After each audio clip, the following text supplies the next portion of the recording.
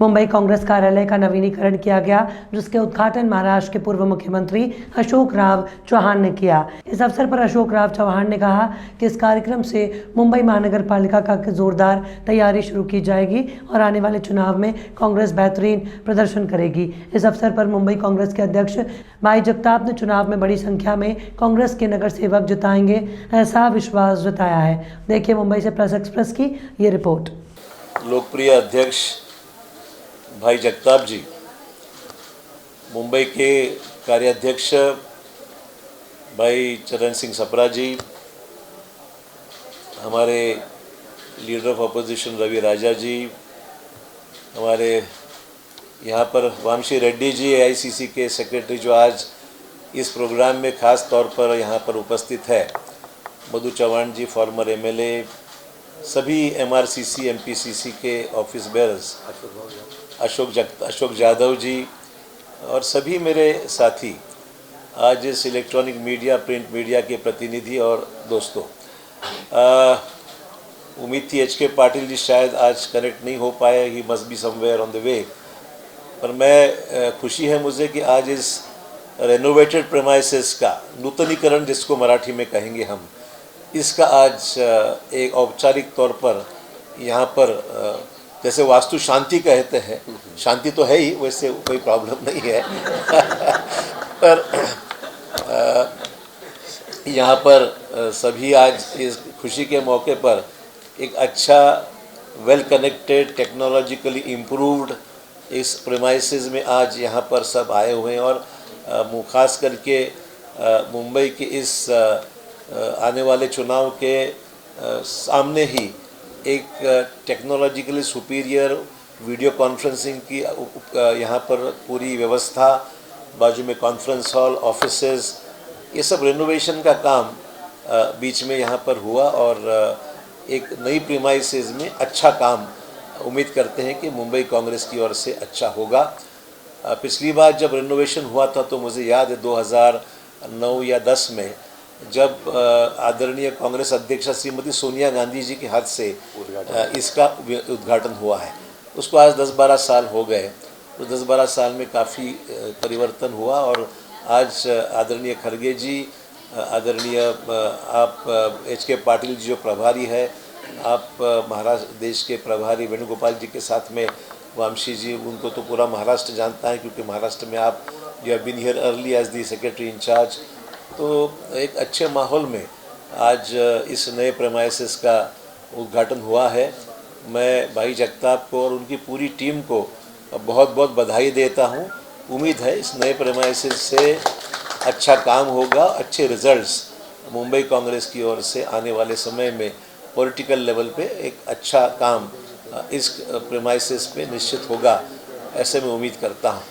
जब से मैं मुंबई देखता आया हूँ, मुंबई का महाराष्ट्र का मुख्यमंत्री होने का अनुभव, और उससे पहले मैंने मेरे ज़माने में रजनी पटेल और उसके बाद में मुरली भाई और गुरुदास जी, ये तीनों का समय मैंने बड़े करीब से देखा है क्योंकि मैं तो मुरली भाई को बड़ा करीब से देखते आया हूँ। उनका जो कार्यकाल रहा, उससे पहले रजनी भाई पटेल को भी मैंने 1975-76 के उस अवसर पर मैंने रजनी पटेल को भी यहाँ पर काम करते हुए मुंबई को देखा हुआ है। और वैसे मैं सही कहूँ तो मुंबई का ही हूँ, मेरा जन्म भी मुंबई का है और मेरा एजुकेशन भी मुंबई का है, और मैं MPCC में ज़्यादा रहता हूँ, मुंबई में कम रहता हूँ। और भाई जब भी याद करते हैं तो मैं यहाँ पर आता हूँ और जब वो मेरा सहयोग मानते हैं, क्योंकि भाई ने सही कहा है कि ऑर्गेनाइजेशन से मैं जुड़ा हुआ हूँ और जो भी आज हूँ वो सिर्फ ऑर्गेनाइजेशन की वजह से मैं आज यहाँ तक पहुँचा हूँ, अगर मैं कहूँगा तो गलत नहीं होगा। इसके बढ़िया लाइट बनाए। हाँ, HK पाटिल साहब का मैं स्वागत करता हूँ, शायद वो ज्वाइन हो चुके हैं ऐसा लग रहा है मुझे, I am not able to see him but I think he is online, तो अगर वो है तो उनका भी मैं स्वागत करता हूँ। मुंबई कांग्रेस की और अभी जिम्मेदारियाँ ज़्यादा है, मुंबई कांग्रेस को अभी सामने तुरंत चुनाव में आगे बढ़ना है और मुंबई महानगर पालिका चुनाव जब भी महीना 2 महीने में जब भी चुनाव आता है तो उस चुनाव की पूरी तैयारी उम्मीद करता हूं कि मुंबई के सभी हमारे साथी भाई जगताप और मुंबई के सभी नेता, sir welcome sir, I can see you now, I am able to see you. Very nice seeing you all. So, Happy occasion. yes. So this is Yeah, a you continue your advice to MRCC. no. I'm not advising, sir. I'm just suggesting. They can advise me in turn. I am too small a person to advise them. See, you have seen to it that the beautiful office is Yes. now there. Yes, yes, sir. Now we are looking for the delivery of results. Yes, correct, correct. That's what I was telling him. That अभी तो सामने आने वाले समय में we have the Mumbai Municipal Corporation elections which are due here, and under the leadership of Sri Bhai Jagtap ji, I am hopeful that with all our senior people, leaders of Mumbai and Maharashtra, we all come together and we will see that Mumbai, we get a rich dividend, we win a large number of seats, and we are able to have a say in the formation of the next Mumbai Municipal Corporation is what we expect. We are passing through a difficult time. I understand after the going of our government, we are facing the present BJP and Shiv Sena faction-led government here in Maharashtra, and every day some of the other controversies deliberately being raked up to see that the main issues are sidelined. Today the main issues, as we have seen, that the issues of unemployment, inflation are the major issues which have been facing the country as well as the state of Maharashtra, and everybody in the ruling party today, as we see, that these issues are being sidelined. Not a word are being said about the basic issues, and the attempt is made to divert the attention of the people of Maharashtra to some other issues deliberately, rather than attending to the present issues. Deliberate attempt is made to sideline the important issues facing the people, especially the middle and the lower income class group, which are more today in a very bad precarious state, I would say. And our Bharat Jodo Yatra has been tremendous success. I hope you agree with this, that in Maharashtra we tried our level best, and that has sent a very strong signal. People from all walks, not only congressmen, but people of all walks of life have joined this Bharat Jodo Yatra. And Rahulji's message is that beyond political lines, it is important that we all come together to strengthen our country, to strengthen our democracy, is what Rahulji's message was. And I think we have succeeded a lot. Now it is entering Rajasthan shortly, now in Madhya Pradesh. But sir, we do have strong good memories of the Bharat Jodo Yatra for Maharashtra. And Bhai Jagtap would like to add some few points. I would just give the mic to him. But once again, I declare this renovated office again reopened to everybody in this new premises. And with your blessings and support, I am hopeful that we will be able to perform very well in days to come.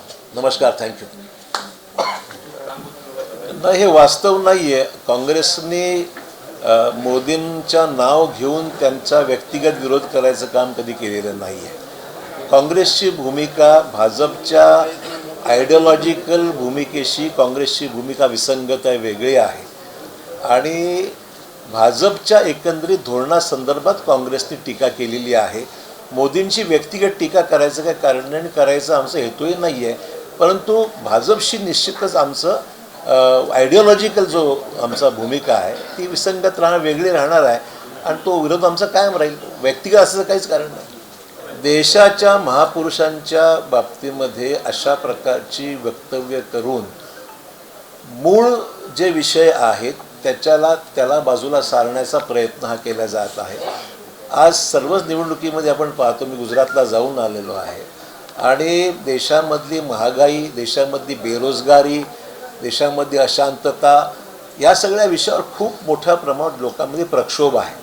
परंतु मूळ विषयाला बगल देऊन असे सगळे विषय काढण्याच्या ऐवजी काहीतरी चांगलं करून इतिहास घडवा ना. जुन्या इतिहासावर आपलं पोळ्या शेकायच्या ऐवजी नवीन इतिहास, काहीतरी चांगलं काम करणारा इतिहास घडवा, आमचं म्हणणं एवढंच आहे.